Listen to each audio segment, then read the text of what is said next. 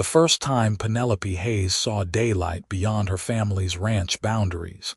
She was already 22 years old, and it happened because the mountain man refused to take no for an answer. She had spent her entire life hidden away in the sprawling ranch house, 15 miles outside South Pass City, Wyoming, kept from the world like a shameful secret her parents could not bear to explain. The reason was simple and cruel. Penelope had been born with a birthmark that covered half her face, a deep port wine stain that spread from her left temple down to her jaw, staining her skin in shades of crimson and purple.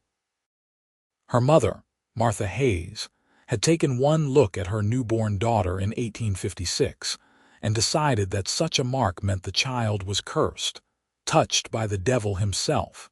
For 22 years, Penelope had known only the confines of the ranch. She had watched her 3 younger sisters grow up, go to town dances, marry respectable men, and start their own families. She had listened to stories of South Pass City, of its bustling streets during the gold rush days, of the Saturday night dances at the community hall, of the general store with its jars of peppermint sticks and bolts of calico fabric. But she had never seen any of it herself. Her father, James Hayes, was a harder man than most, weathered by years of Wyoming winters and the constant struggle to keep his cattle operation running. He had agreed with his wife from the beginning. Better to keep Penelope hidden than to subject the family to gossip and shame. Better to pretend she was sickly, too frail to go into town, than to admit the truth. Penelope had learned to make herself useful in other ways. She could cook better than any of her sisters, could sew intricate patterns that would have fetched good money if anyone had known she existed. She read every book she could get her hands on, taught herself numbers and letters beyond what most ranch girls knew. She tended the vegetable garden, canned preserves, and made soap. She did all of this in the shadows of her own home, invisible to the world. The mountain man came to the Hayes Ranch on a blistering hot afternoon in July of 1878. Penelope was in the kitchen, her sleeves rolled up, kneading bread dough with strong, practiced hands. Through the window, she could see a massive figure on horseback approaching the main house. Even from a distance, she could tell he was different from the ranch hands and occasional visitors who came by. He sat his horse like a man who had been born in the saddle, and even slouched in the heat. His shoulders looked broad enough to block out the sun.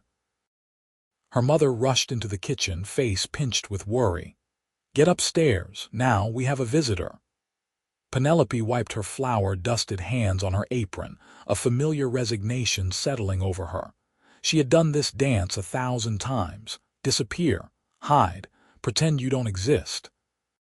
She was halfway to the back stairs when she heard her father's voice booming from the front porch. "Patrick Stone. Been a long time since I've seen you in these parts." The name sent a jolt through Penelope. She had heard the stories about Patrick Stone. Everyone had. He was a legend in these mountains, a man who had come west during the gold rush as a young man and never left. He trapped furs in the winter, guided hunting parties in the fall, and occasionally took work as a scout or tracker. People said he could survive in the wilderness with nothing but a knife and his wits. They said he had killed a grizzly bear with his bare hands, though Penelope suspected that story had grown in the telling. She crept to the top of the stairs, close enough to hear, but hidden from view. Her curiosity had always been stronger than her obedience. James Hayes. The mountain man's voice was deep, rough as granite, but not unkind. "I need to hire some men for a hunting expedition, heading up into the winds next month with some eastern gentlemen who want to shoot elk. Figured you might have some hands who know the country and could use the extra money." "I might. Come on inside out of this heat. Martha will get you something cold to drink." Penelope heard boots on the wooden floor, heavy and deliberate. She should go to her room, close the door, stay out of sight as she had been taught. Instead, she found herself frozen at the top of the stairs, peering through the railings like a child. Patrick Stone was the largest man she had ever seen. He had to duck slightly to clear the doorframe, and his shoulders seemed to fill the entire hallway. His hair was dark brown, sun-streaked with gold, and hung past his collar in waves that suggested he cut it himself when it got too long. His face was weathered and tanned, with a strong jaw covered in several days' worth of beard. But it was his eyes that caught her attention. They were a startling shade of blue-green, like a mountain lake, and they held an intelligence and awareness that made her breath catch. Those eyes lifted suddenly, unerringly, to find her hiding place at the top of the stairs. For a long moment, they simply stared at each other. Penelope knew she should look away, should retreat, but she could not seem to move. Patrick Stone looked at her face and she waited for the familiar reaction. The shock, the pity, the barely concealed revulsion. Instead, he simply nodded once, a small acknowledgement, and something that might have been a smile touched the corner of his mouth. "Patrick, come on into the parlor." Her father's voice broke the spell. The mountain man turned away, following her father, but not before Penelope saw him glance back once more.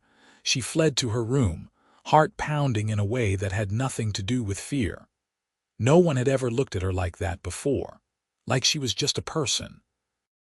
Like her face was simply her face, unremarkable and unremarked upon. Downstairs, she could hear the murmur of male voices, the sound of her mother's nervous hospitality. She pressed her ear to the floorboards, trying to catch the conversation. "How many men do you need?" her father was asking.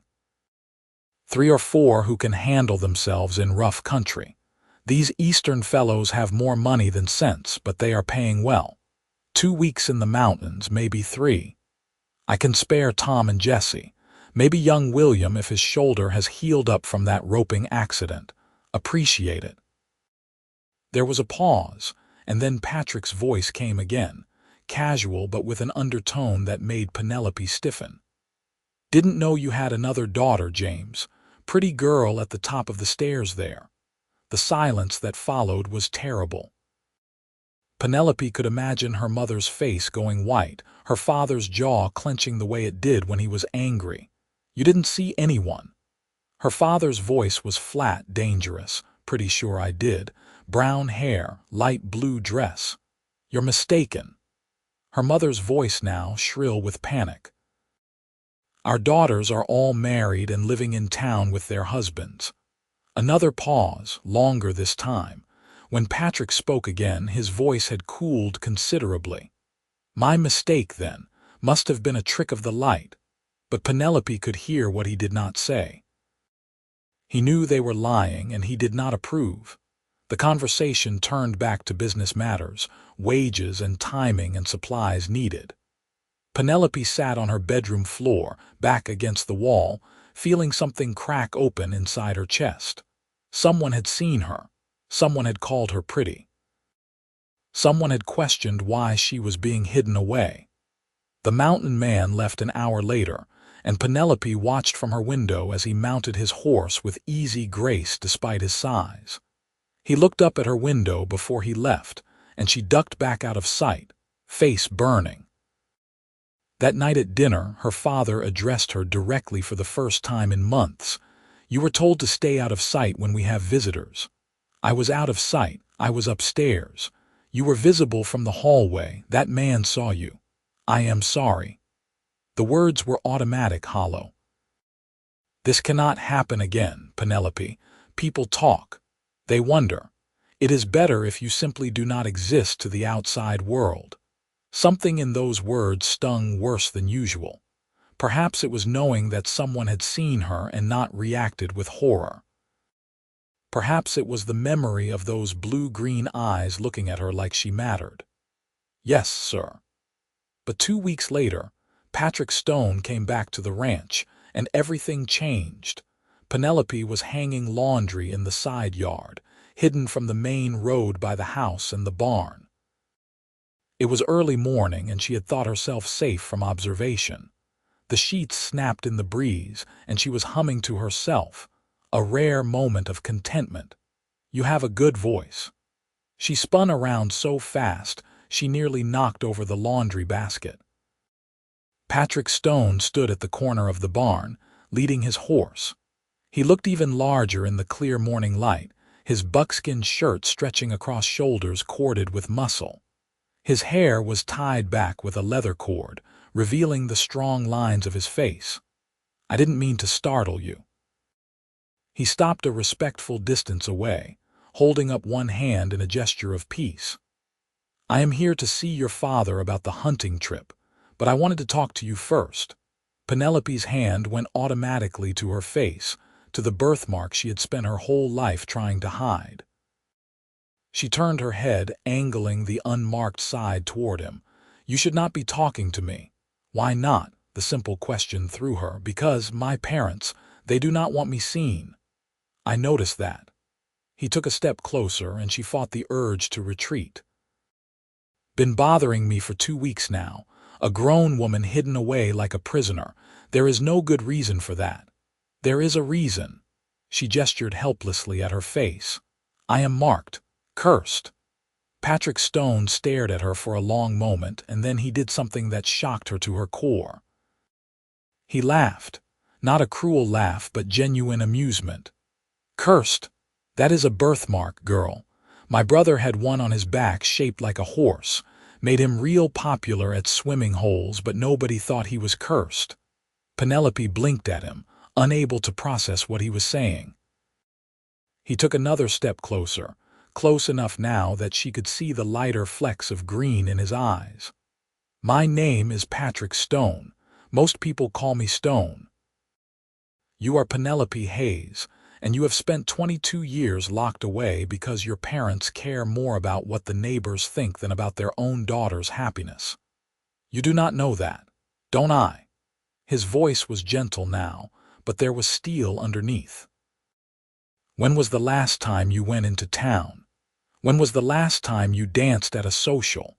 When was the last time someone looked at you and saw you instead of a problem to be hidden away?" The truth of his words hit her like a physical blow. She felt tears prick at her eyes and blinked them back furiously. She would not cry in front of this stranger, no matter how kind his words. "It does not matter. This is my life.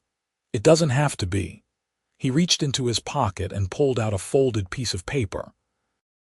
"There is a dance in South Pass City this Saturday night. Community hall. Whole town turns out. I would be honored if you would let me escort you." Penelope stared at the paper in his hand like it was a snake. "That is impossible. My parents would never allow it." "Your parents don't have to know." "I will come by Saturday evening around sunset. If you want to go, be ready. If you don't, I will understand. But the choice should be yours, Penelope, not theirs." He pressed the paper into her hand, his fingers warm and calloused against hers. Then he stepped back, touching the brim of his hat in a gesture of respect. "I need to talk to your father about the hunt, but think about what I said. You deserve better than this." He walked away toward the main house, leaving Penelope standing in the laundry with her heart racing and a piece of paper clutched in her hand. When she unfolded it, she found a simple map showing the road to South Pass City, and a note written in surprisingly neat handwriting. "Saturday at sunset. I will wait by the old cottonwood at the property line. Come if you dare. P.S. The next 4 days passed in a fog of indecision and terror and wild, desperate hope. Penelope went about her chores mechanically, her mind spinning. She could not go. It was madness. Her parents would discover her absence, and the consequences would be severe. She had nowhere else to go, no way to support herself. She was completely dependent on her family's grudging charity. But the thought of that dance, of wearing a pretty dress and moving to music and being seen, really seen by another human being, It consumed her. She dreamed about it at night. She imagined what it would feel like to have Patrick Stone's large hand at her waist, guiding her through a waltz. On Friday night, she made her decision. She would go, just once, just to know what it felt like to be normal. She had one good dress, a deep green calico that her mother had made for her years ago before giving up on the idea that Penelope would ever have occasion to wear it. She took it out of the trunk at the foot of her bed and brushed it carefully, mended a small tear in the hem. She had no fancy shoes, but her everyday boots would have to do. Saturday dawned clear and hot, a perfect July day. Penelope could barely eat, her stomach churning with nerves. Her mother noticed her distraction at lunch. "Are you feeling well? You look flushed." "I am fine. Just the heat." The afternoon crept by with agonizing slowness. Her parents went to their room for their usual Saturday afternoon rest. The ranch hands were in town for their weekly visit to the saloon. The house was quiet, drowsy with summer heat. At sunset, Penelope changed into her green dress, her hands shaking so badly she could barely manage the buttons. She brushed her hair until it shone, pinned it up in a simple style she had seen in a magazine. She had no powder or paint to cover her birthmark, and even if she had, she would not have used it. Patrick Stone had seen her face and called her pretty. She would not hide from him. She left a note on her bed, brief and unapologetic. "I have gone to the dance. Do not wait up." Then she slipped out the back door and ran. The old cottonwood tree stood at the eastern boundary of the Hayes property, visible from the house but far enough away that she could reach it unseen if she was quick and quiet. The sun was a red ball on the horizon, painting the sky in shades of orange and gold. And there, in the shadow of the tree, stood Patrick Stone. He had cleaned up, she noticed. His hair was still damp, slicked back from his face. He wore a clean shirt, dark blue, and a leather vest that emphasized the breadth of his shoulders and the power of his arms. When he saw her coming, his face broke into a smile that transformed him from intimidating to almost boyish. "You came." "I came." She was breathless, partly from running, partly from the enormity of what she was doing. "I cannot believe I came. This is insane." "Probably." He held out his hand to help her onto his horse. But sometimes a little insanity is exactly what a person needs. She took his hand, and he lifted her onto the saddle in front of him as easily as if she weighed nothing. His arm came around her waist, solid and reassuring, and she could feel the warmth of his body against her back. The horse started moving, and they left the Hayes ranch behind. The ride to South Pass City took almost an hour, and with every mile Penelope felt lighter, freer. Patrick did not talk much, but his presence was comforting. She felt safer with this near stranger than she had ever felt in her own home. As they crested the final hill, South Pass City spread out before them, lights already twinkling in windows as dusk settled over the town. It was smaller than Penelope had imagined from all the stories, just a collection of wooden buildings along a main street, remnants of the gold rush days when thousands had passed through seeking their fortunes. But to her, it looked like the most beautiful place in the world. The community hall sat at the center of town, a large wooden structure with windows thrown open to the evening air. Penelope could hear music already, a fiddle and a piano, and the sound of laughter and voices. Her heart began to pound again, but this time it was anticipation rather than fear. Patrick helped her down from the horse, his hands strong and steady at her waist. "Ready?" She wanted to say no. She wanted to beg him to take her back to the ranch before anyone saw her, before she made a fool of herself. But she looked into his face, at those calm blue-green eyes, and found her courage. "Ready."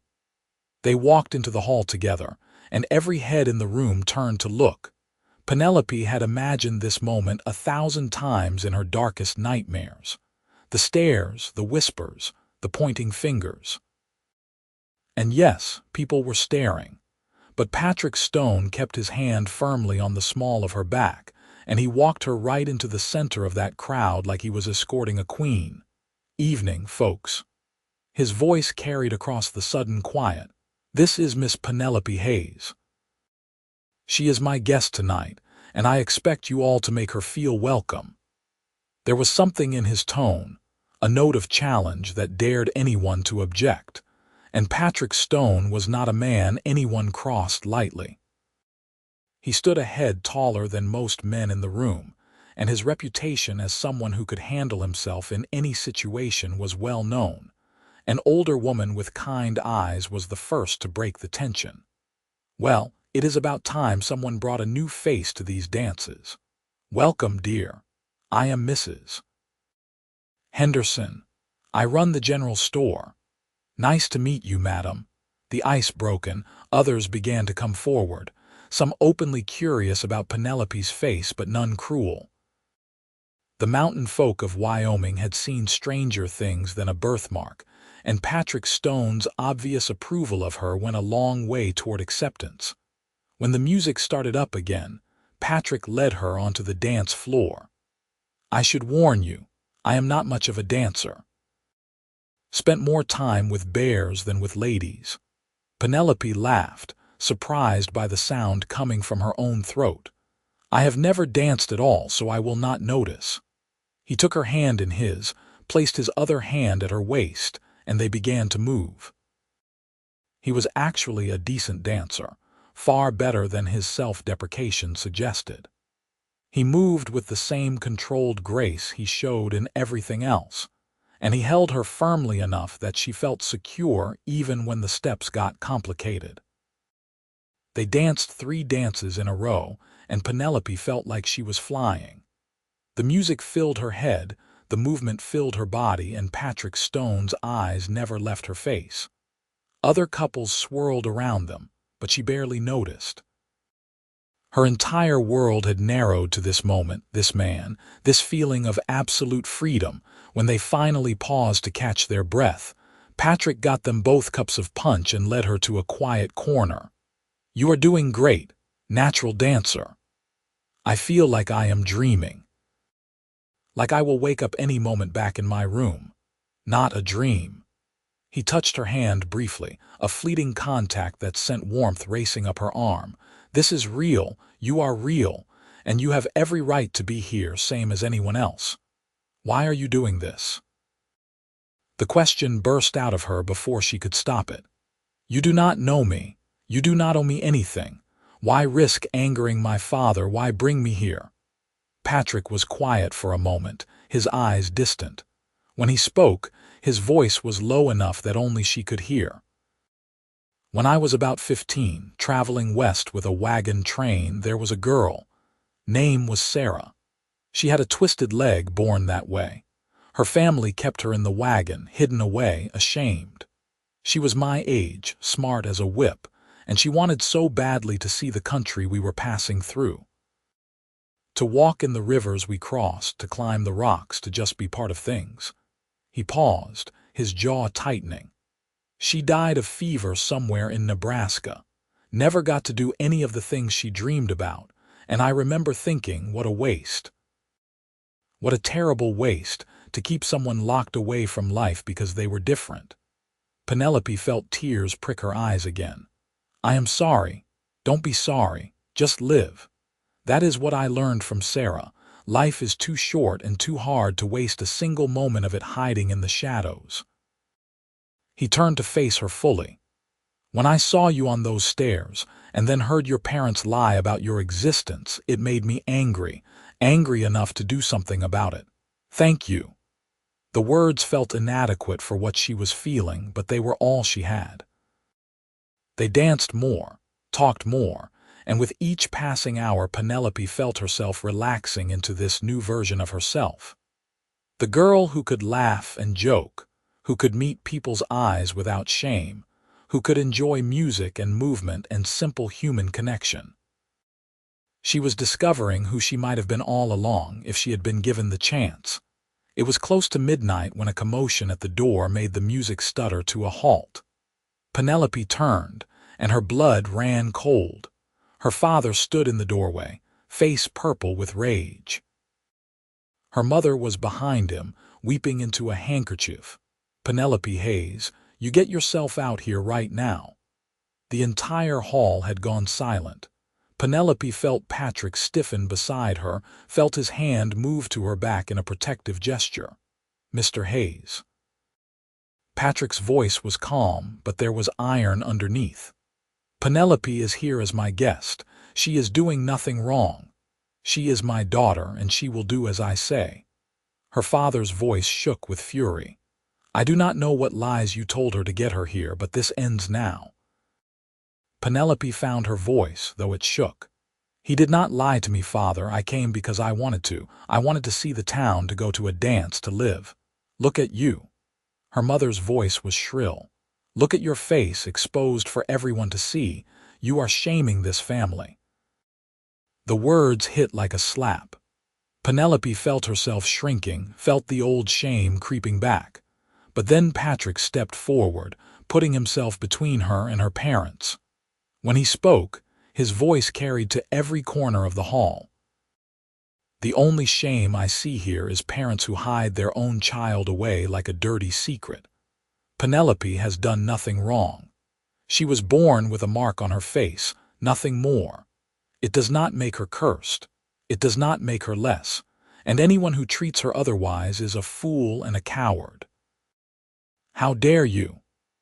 Her father started forward, fists clenched. Patrick did not move, did not even tense. He simply stood there, immovable as a mountain, and something in his stillness made her father stop. "I dare because it is the truth. And if you want to call me out for it, we can step outside and settle this. But I am betting you won't. I am betting you would rather bluster and threaten than actually face a man who won't back down." The silence that followed was absolute.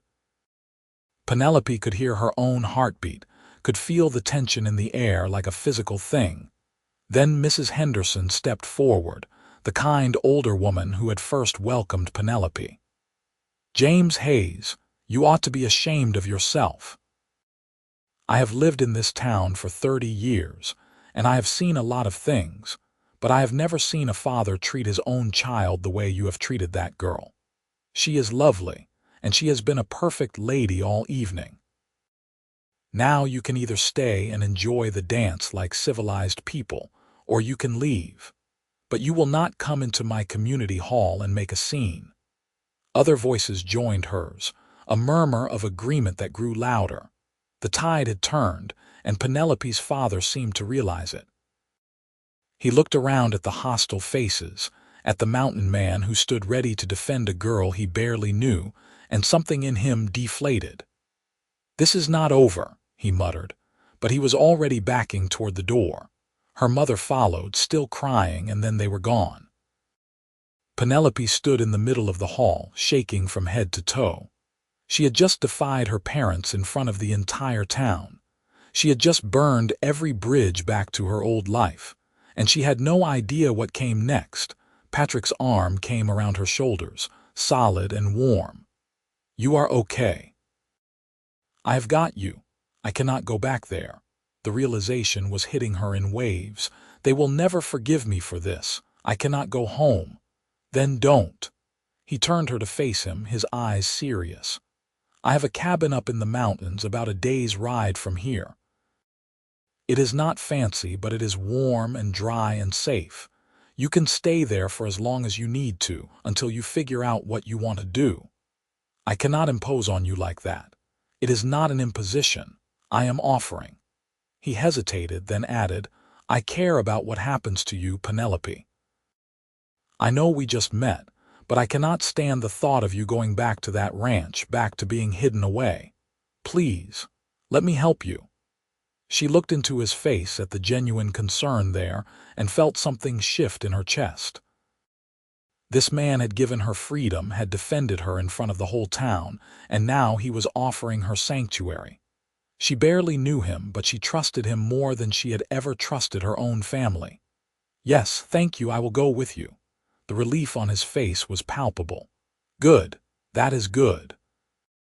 He looked around at the assembled townspeople, who were watching with undisguised curiosity. "We should probably get going. Give folks something else to talk about." Mrs. Henderson bustled forward, pressing a cloth-wrapped bundle into Penelope's hands. "Some food for your journey, dear. And you come back and see me when you get settled. I always need help at the store if you are looking for work." Others came forward too, offering words of encouragement, small gifts, promises of support. It was overwhelming and wonderful and terrifying all at once. They rode out of South Pass City an hour later, heading into the mountains under a sky full of stars. Penelope sat in front of Patrick on his horse again, his arm secure around her waist, and watched the town lights disappear behind them. "What happens now?" she asked softly. "Now we go to my cabin, you get some rest, and tomorrow we start figuring out the rest. I do not know how to live in the world. I have been locked away my whole life. Then I will teach you." His voice was warm in her ear. "It is not as hard as you think. Mostly it is just about being yourself and not apologizing for it." They rode through the night, climbing higher into the mountains. The air grew cooler, scented with pine and sage. Penelope had never been this far from the ranch, had never seen country like this. Even in the darkness, she could sense the vastness around them, the wild beauty of these mountains. Dawn was breaking when they finally reached Patrick's cabin. It sat in a small meadow surrounded by pine trees, with a stream running nearby. It was simple, just one large room with a loft, but it looked solid and well-maintained. Smoke curled from the chimney, and Penelope realized someone must be inside. Patrick must have seen her tense. "My hunting partner, Marcus. He watches the place when I am away. Good man, you will like him." The door opened before they reached it, and a lean, weathered man stepped out. He was older than Patrick, maybe 40, with a gray-streaked beard and sharp eyes. Those eyes took in Penelope with a quick, assessing glance, then moved to Patrick with a raised eyebrow. "Found yourself a traveling companion, did you, Marcus? This is Miss Penelope Hayes. She's going to be staying with us for a while. Penelope, this is Marcus Webb. He has been working these mountains as long as I have." Marcus nodded respectfully. "Madam, welcome. I will get my gear cleared out of the cabin, give you some privacy." "You do not have to leave on my account," Penelope said quickly, "probably for the best anyway. I have got traps to check up north." He gave Patrick a meaningful look. "We will talk later." He disappeared into the cabin and emerged a few minutes later with a pack and his rifle. With a final nod, he headed off into the trees. Patrick helped Penelope down from the horse and led her inside. The cabin was surprisingly cozy, with a stone fireplace at one end and shelves full of supplies and equipment. There was a table, 2 chairs, a rocking chair by the fire. A ladder led up to the loft where a bed was visible. "You take the bed," Patrick said, reading her thoughts. "I will sleep down here by the fire. I have done it plenty of times. I cannot kick you out of your own bed. You are not kicking me out, I am offering." He started building up the fire. "You must be exhausted. When was the last time you slept?" Now that he mentioned it, Penelope realized she was swaying on her feet.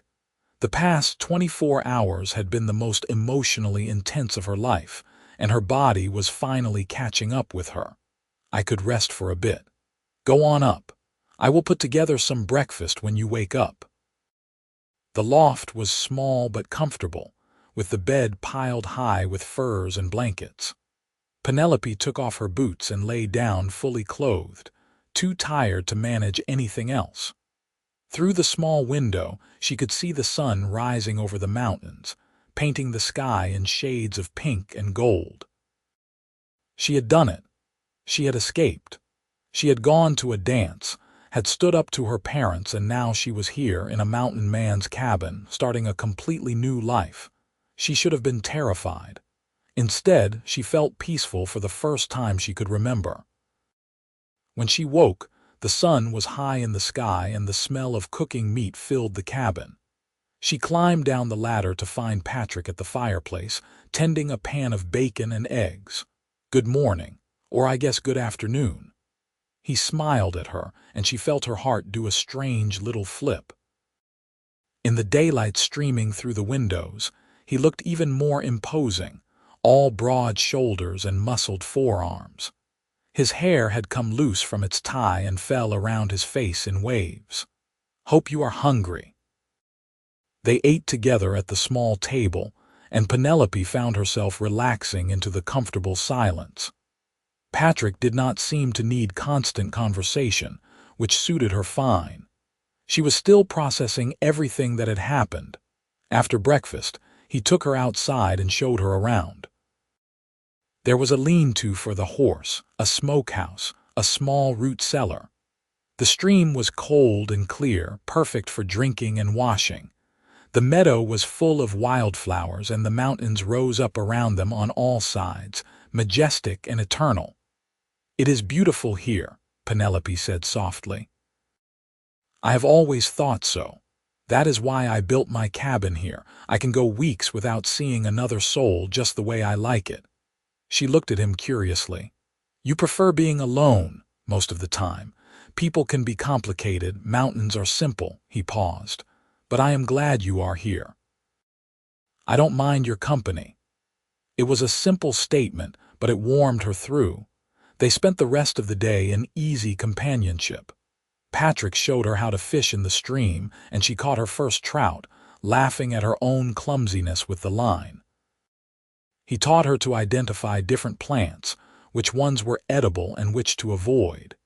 He was patient and thorough, never making her feel stupid for not knowing things.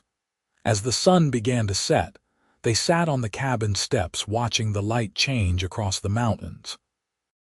Penelope felt something she had never experienced before, contentment, not just the absence of fear or shame, but actual happiness.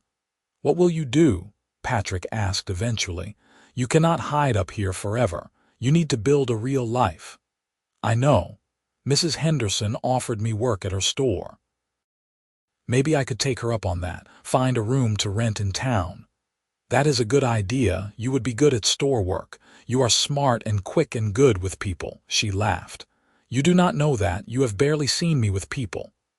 "I saw enough." "You handled yourself well at that dance, despite everything." He turned to look at her. "You are stronger than you think, Penelope." "I do not feel strong. I feel like I am making everything up as I go. That is what everyone does. They just pretend otherwise." Over the following weeks, a pattern emerged. Patrick would ride into South Pass City every few days, and Penelope would go with him. She started working part-time at Mrs. Henderson's general store, learning the inventory and the customers. The older woman took her under her wing, teaching her not just about running a business, but about navigating the social world of the town. There was gossip, of course. A young, unmarried woman living up in the mountains with Patrick's stone-set tongues wagging. But Patrick handled it with his usual directness.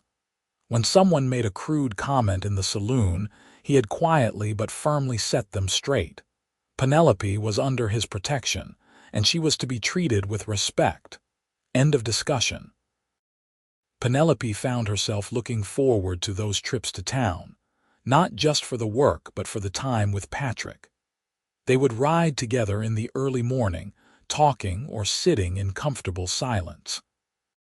He told her stories of his years in the mountains, of grisly encounters and harsh winters and the strange beauty of the wilderness.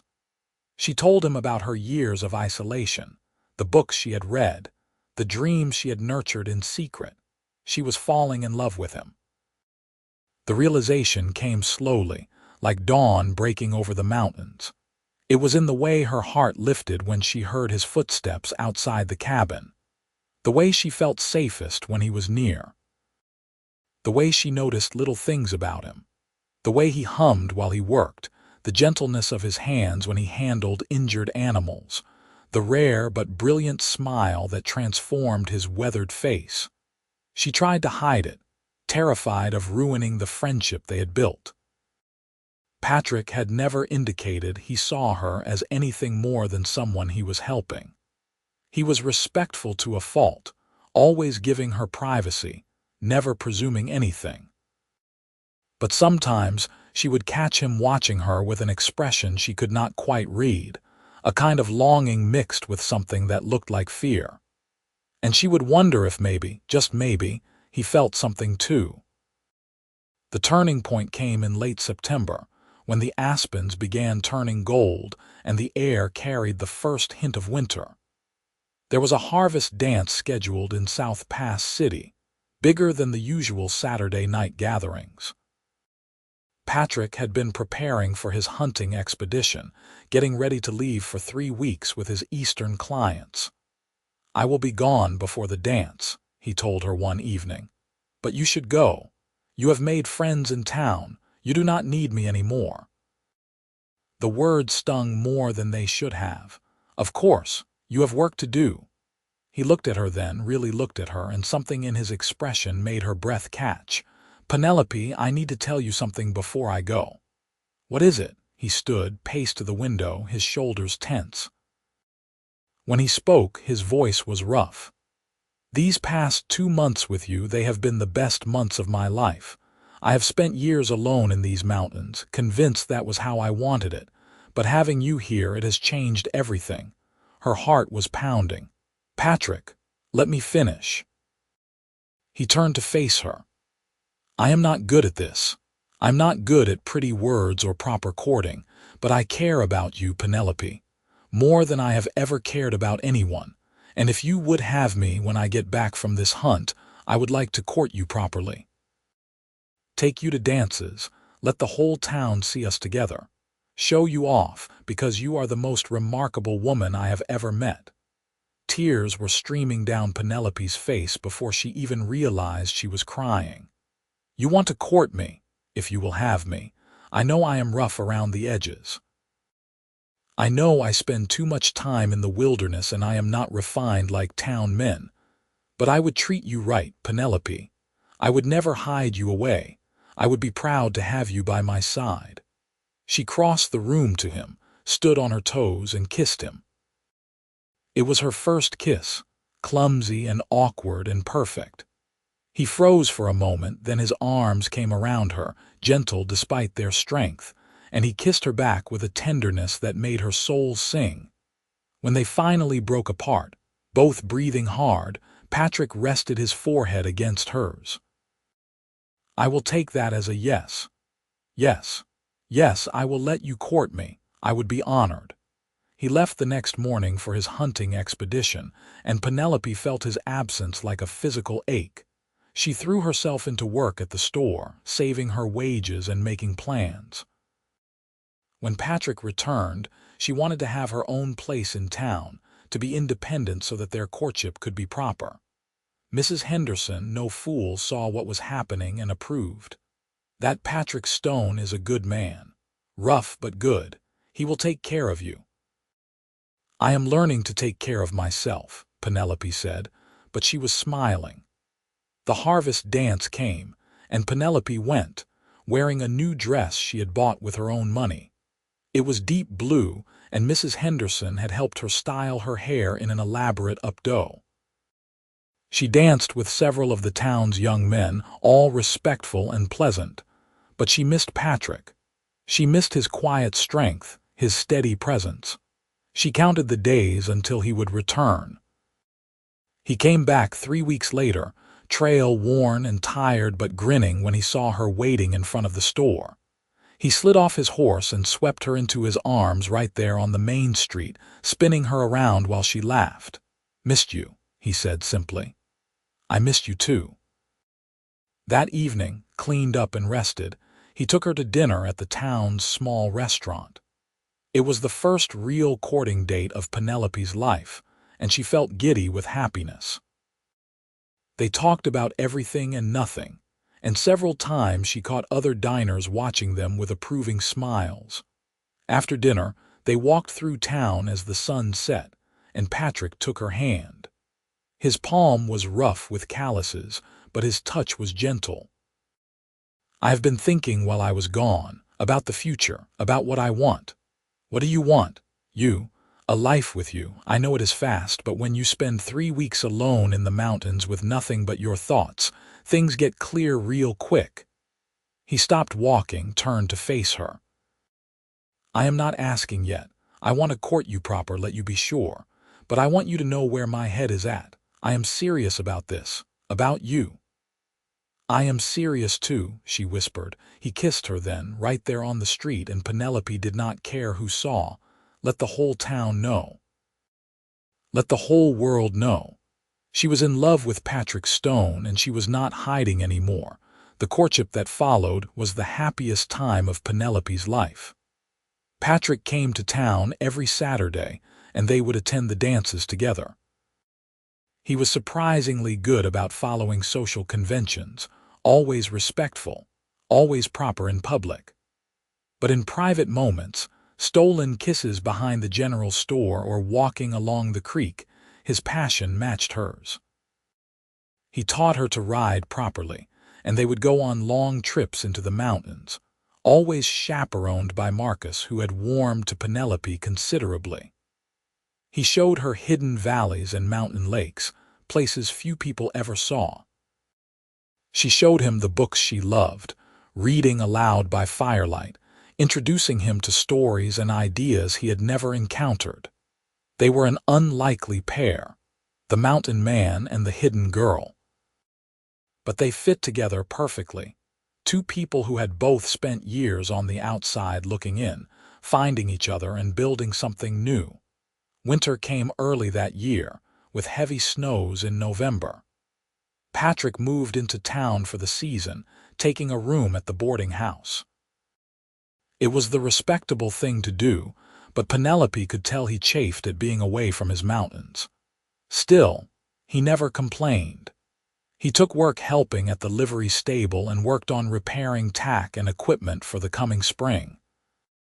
On Christmas Eve, there was a community dance, and the hall was decorated with pine boughs and candles. Penelope wore red, and Patrick wore his best shirt. They danced until her feet hurt, and when midnight struck and everyone went outside to see the snow falling thick and soft, Patrick led her away from the crowd.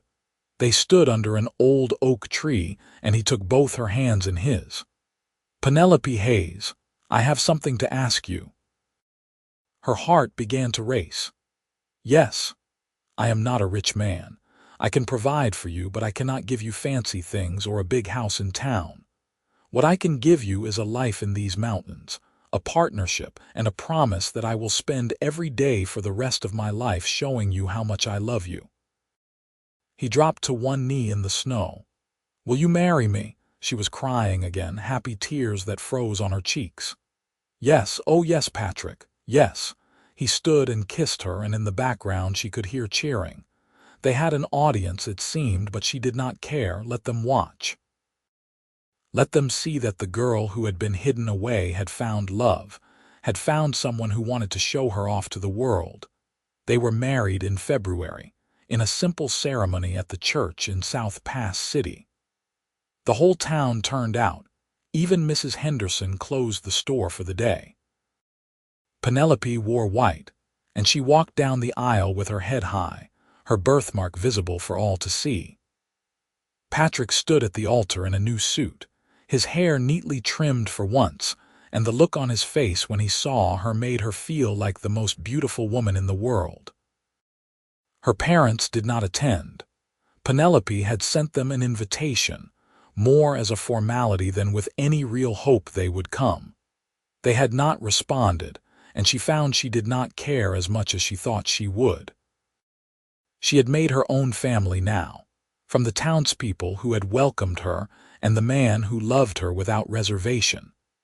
The reception was held at the community hall, and they danced their first dance as husband and wife to a fiddle tune that made her heart soar. Patrick held her close, and she knew that this was where she belonged. Not hidden away in a ranch house, not confined by other people's shame, but here, in the open, dancing with the man she loved. They honeymooned at the cabin, a week of solitude and intimacy that Penelope would treasure forever. Patrick was gentle with her, patient, teaching her about passion with the same care he had shown teaching her about the mountains. They spent long mornings in bed, afternoons exploring the snow-covered wilderness, evenings by the fire talking about their future. "I want to build us a real house," Patrick said one night, holding her close. "Bigger than the cabin, a place where we can raise children, have space for a real life. I like the cabin. I like it too, but you deserve more. You deserve a home, not just a shelter." She kissed him. "Wherever you are is home." But he was serious about the house, and come spring he started work on it. He chose a spot near the cabin, with a view of the meadow and the mountains beyond. Marcus helped, and some of the men from town who owed Patrick favors. It was a slow process, building between his hunting and guiding work, but by summer the frame was up. Penelope divided her time between helping with the house and working at the store. She had become invaluable to Mrs. Henderson, managing inventory and customers with easy competence. The older woman had begun talking about retiring, maybe selling the store to Penelope and Patrick if they were interested. It was a good life, full and busy and happy. Penelope no longer thought about the years she had lost, hidden away. She was too busy living. In late summer, she realized she was pregnant. The discovery filled her with a complex mix of emotions. Joy, certainly, and excitement, but also fear. What if her child was born with a birthmark like hers? What if Patrick's love could not extend to a marked child? She waited until evening to tell him when they were sitting outside watching the sunset. "Patrick, I need to tell you something." He turned to her, immediately alert to the seriousness in her tone. "What is it? Are you all right?" "I am fine. Better than fine. I am going to have a baby." The expression that crossed his face was pure wonder. "A baby? We are going to have a baby." "Yes. Sometime in early spring, I think." He pulled her into his arms, holding her so tight she could barely breathe. When he pulled back, there were tears in his eyes. "I love you so much, both of you." "Patrick, what if the baby has a mark like mine? What if people talk?" He cupped her face in his hands, forcing her to meet his eyes. "Then we will love that baby exactly as they are, and anyone who has a problem with it can answer to me. Our child will never be hidden away. Our child will be loved and celebrated and shown off to the entire world. Do you understand me?" She understood. And in that moment, any lingering fears she had about being a mother melted away. Their child would have what she never did: parents who loved them unconditionally, who would never see them as a shame to be hidden. The house was finished just before the first snow, a sturdy two-story structure with glass windows and a stone fireplace. It even had a separate bedroom that would serve as a nursery. They moved in during a bright October day, and that night they christened their new home by making love in front of the fireplace. Winter was long and cold that year, but Penelope had never been warmer. Patrick doted on her as her pregnancy progressed, always making sure she had enough to eat, that she was comfortable. Marcus brought them supplies when the snow was too deep for them to get to town, always gruff but kind. The baby came on a clear March morning just as the snow was beginning to melt. The birth was hard, and there were moments when Penelope thought she might not survive it. But Patrick was there, holding her hand, talking her through it, and finally, after hours of labor, their daughter was born. She was perfect, tiny and red and screaming, with a cap of dark hair and her father's blue-green eyes, and her skin was clear, unmarked, smooth as cream. Penelope wept when she saw her, overwhelmed with love and relief and a complicated grief for the child she had been, the one who had not been so lucky. Patrick held their daughter with a gentleness that seemed impossible for his large hands. "She is beautiful, just like her mother." "She has no marks. She is perfect," he agreed. "But she would have been perfect either way." They named her Sarah after the girl from Patrick's wagon train days, the one who had died without ever getting to live. It felt right, a way of honoring that lost girl and ensuring that this new Sarah would have all the freedom and love the first one had been denied. As winter turned to spring and spring to summer, their little family settled into a rhythm. Penelope balanced caring for Sarah with her work at the store, which she and Patrick had purchased from Mrs. Henderson. Patrick continued his guiding work, but he turned down longer expeditions, unwilling to be away from his wife and daughter for extended periods. Saturday dances remained a constant. They never missed one if they could help it. Patrick would dress in his good clothes, Penelope would put on a nice dress, and they would bring Sarah to town. The whole community had fallen in love with the baby, and there was never a shortage of willing hands to hold her while her parents danced. And dance they did. Every Saturday night, Patrick Stone would take Penelope's hand and lead her onto that floor, and they would move together like they had been dancing their whole lives. He would look at her like she was the only woman in the world, and she would feel, as she always did, like the luckiest person alive. Sometimes, watching the other couples, seeing the unmarried girls hoping for attention from the young men, Penelope would remember what her life had been before Patrick. The isolation, the shame, the sense that she was something to be hidden away. It seemed like a lifetime ago, like it had happened to a different person. One Saturday evening, when Sarah was about 6 months old, Penelope's sister Emma came to the dance. She was the youngest of the Hayes daughters, only a year older than Penelope, and she had married a ranch hand who worked for their father. She looked tired, worn down in a way that made Penelope's heart ache. Emma approached hesitantly, wringing her hands. "Penelope, I was hoping I could talk to you, of course." Penelope handed Sarah to Patrick and led Emma outside where they could speak privately. "What is it?" "I just wanted to say I am sorry, for all those years, for letting mother and father treat you the way they did. I was a coward and I am ashamed of myself." Penelope studied her sister's face, saw genuine remorse there. "Thank you for saying that. It means a lot. You look happy, really happy." Emma's voice was wistful. "I am. Patrick is a good man and we have built a good life together. I am glad." "You deserve it." Emma hesitated, then added, "Mother and father, they talk about you sometimes. I think they regret what they did, even if they will never admit it." Penelope felt a twinge of something, not quite forgiveness, but maybe the first step toward it. "I hope they can find peace with their choices. I have found peace with mine." They talked for a while longer, and when Emma left, Penelope felt lighter. She had not realized how much she needed that apology, that acknowledgement that what had been done to her was wrong.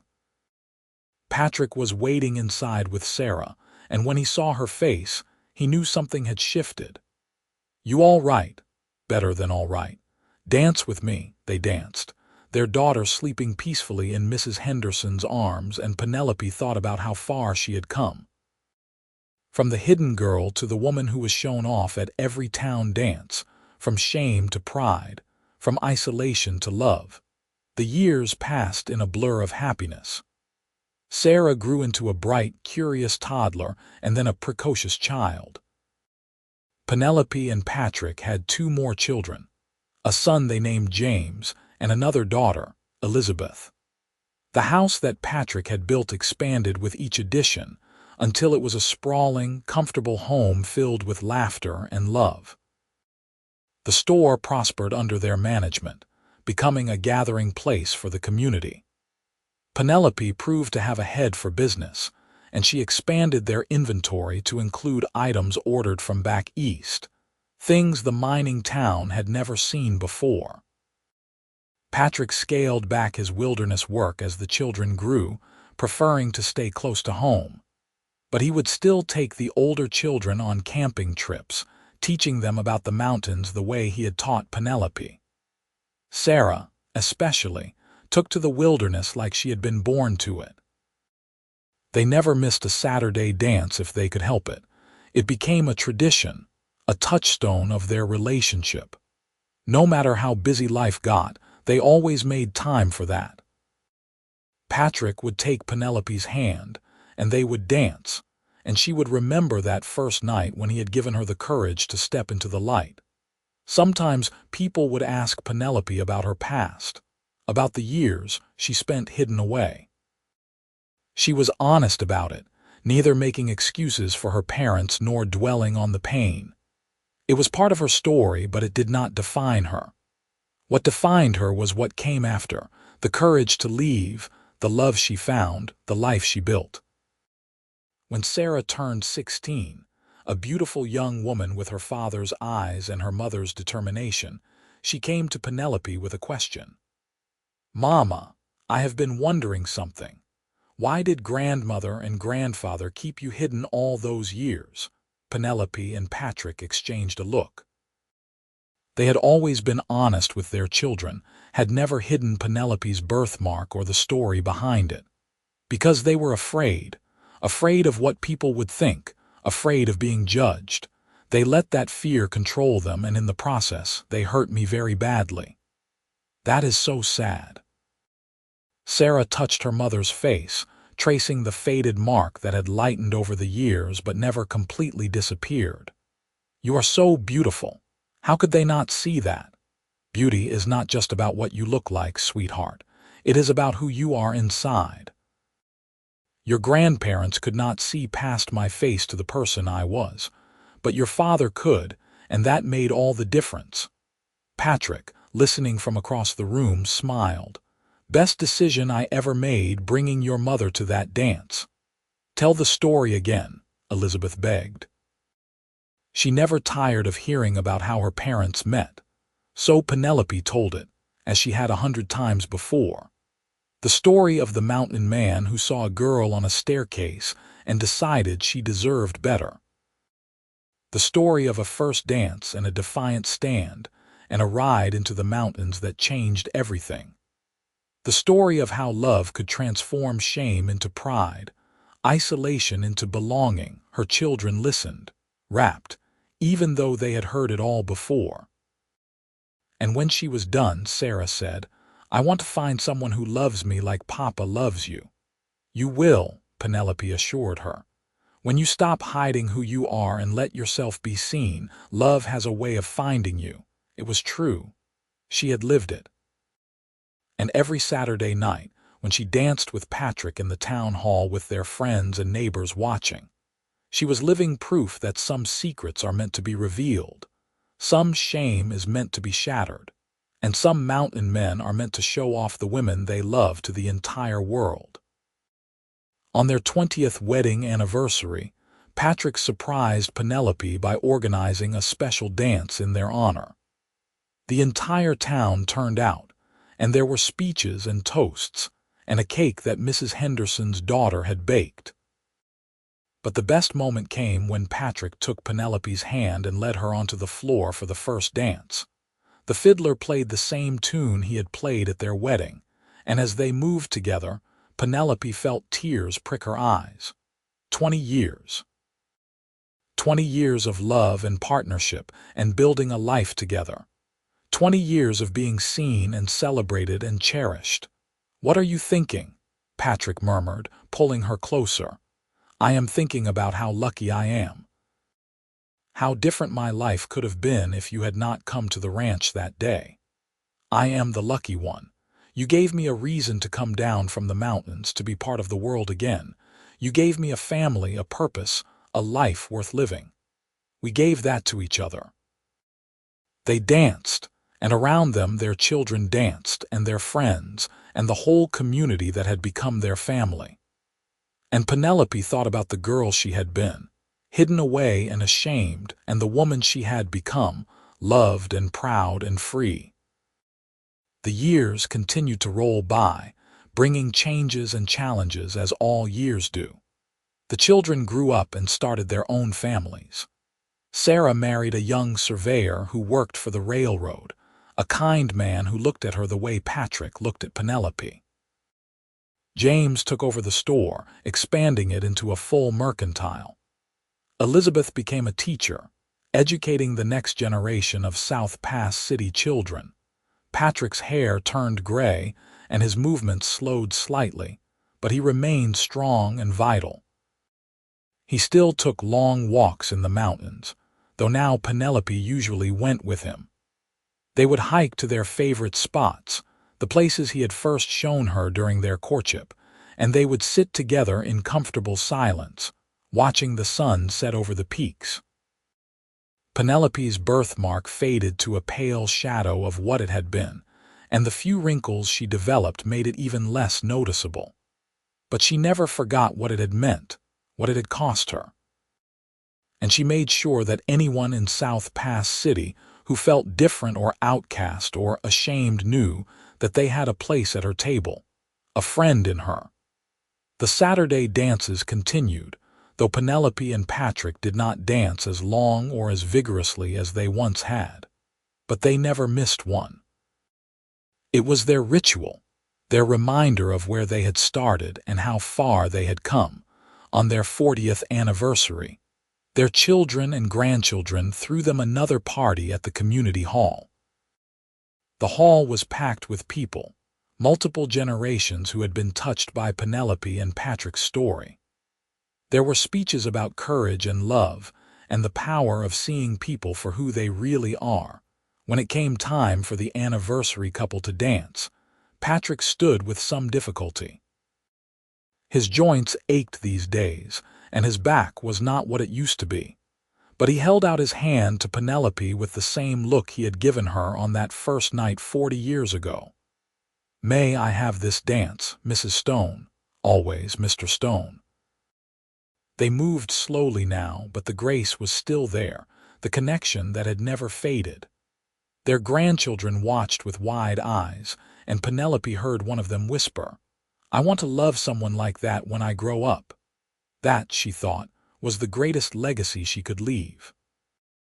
Not just her children and grandchildren, but the example of what love could be when it was given freely, without shame or reservation.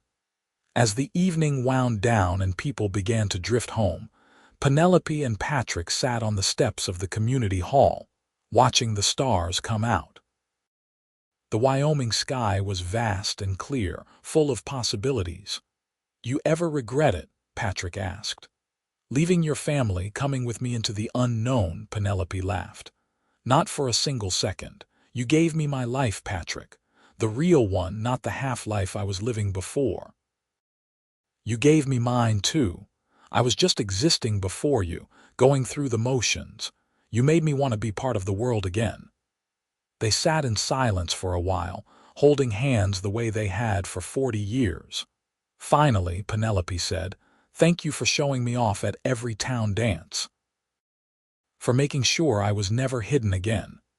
It was my pleasure, still is." He kissed her temple, right over the faded birthmark.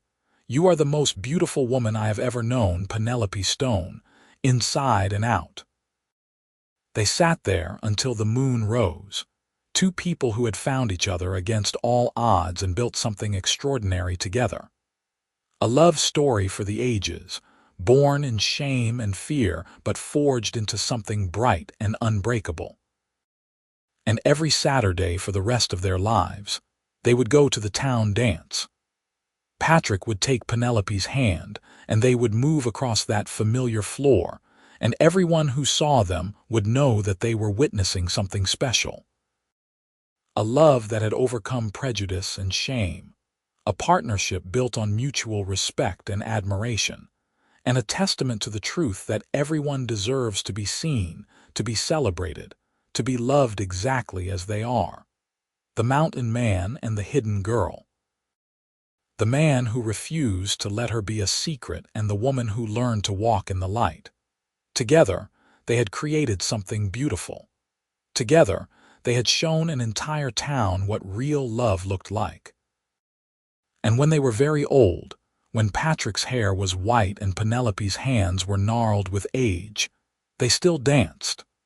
Slowly, carefully, but with the same joy that had characterized their first dance all those decades ago. Their great-grandchildren would ask them to tell the story, and they would. The story of how a mountain man came to a ranch and saw a girl others thought should be hidden, and decided she deserved to be celebrated instead. The story of courage and defiance and love that changed everything. And every time they told it, Penelope would end the same way. Never let anyone make you feel like you need to hide who you are. The right person will see you, all of you, and love you not despite your differences but because of them. That is what real love looks like. Patrick would nod in agreement, squeeze her hand, and add, and never be afraid to show off the people you love. Let the whole world see how lucky you are to have them. It was a lesson their family carried forward, generation after generation. The descendants of Penelope Hayes and Patrick Stone were known throughout Wyoming as people who celebrated differences, who welcomed outcasts, who saw the beauty in everyone. And it all started with a hidden girl and a mountain man who refused to let her stay hidden. With a first dance and a desperate gamble, and a love that proved stronger than shame. On the day Patrick Stone died, peacefully in his sleep at the age of 87, the entire town of South Pass City mourned. But they also celebrated a life well lived, a love well earned, and a legacy that would endure for generations. Penelope lived another 3 years without him, surrounded by children and grandchildren and great-grandchildren who all carried pieces of the love story she and Patrick had written together. She never remarried. How could she, when she had already had the love of a lifetime? On Saturday nights, her family would take her to the community hall, and she would sit in her chair and watch the young people dance. And sometimes, one of her grandsons who had inherited Patrick's size and strength would ask her to dance, and she would take his hand and let him guide her around the floor one more time. When she died, also peacefully, also in her sleep, she was buried next to Patrick on a hillside overlooking their meadow. The headstone was simple: Penelope Hayes Stone, 1856–1942, hidden no more. And every year on the anniversary of their wedding, the people of South Pass City would hold a special dance in their honor. The whole town would turn out, and at midnight, someone would stand up and tell the story of the mountain man and the hidden girl. The story of how love can transform shame into pride, isolation into belonging, and fear into courage. It became a tradition that lasted for generations, long after everyone who had known Penelope and Patrick personally was gone. The story became legend. The legend became folklore, and the folklore became a fundamental part of the town's identity. But for those who heard it, really heard it, it remained what it had always been. A reminder that everyone deserves to be seen, to be celebrated, to be loved exactly as they are. A reminder that the right person will look past what the world sees as flaws and recognize them as simply part of who you are. A reminder that real love does not hide. It shows off. It celebrates. It dances. And in South Pass City, Wyoming, they still dance every Saturday night.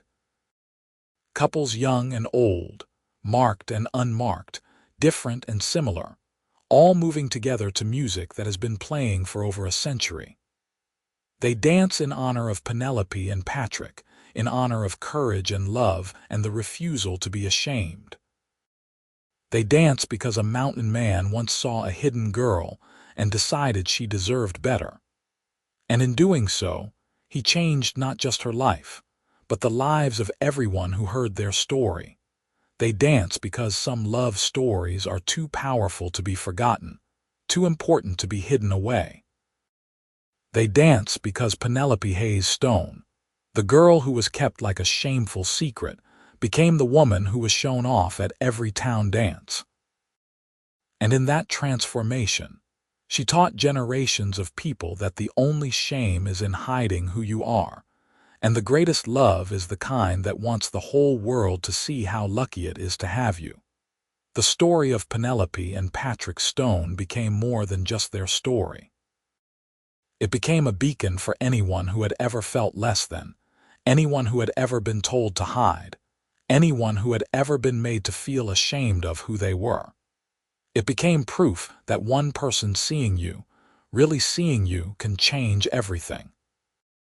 And so the dances continue, Saturday after Saturday, year after year, generation after generation. The music plays, the people gather, and somewhere in the mountain air above South Pass City, the spirits of a mountain man and his bride still dance, their love as strong in death as it was in life. Because some love stories never really end. They just become part of the landscape, part of the community, part of the legacy we leave behind. And the legacy of Penelope and Patrick Stone is this: be brave enough to be seen. Be bold enough to show off the people you love. And never, ever let anyone make you feel like you need to hide in the shadows. The light is where you belong. The dance floor is waiting. And somewhere out there is a love that will see you exactly as you are and celebrate every single thing about you. That is the promise of their story. That is the legacy they left behind. And that is why, more than a century later, people still gather in South Pass City, Wyoming, every Saturday night to dance in honor of a mountain man who showed off his bride at every town dance, and a hidden girl who finally stepped into the light.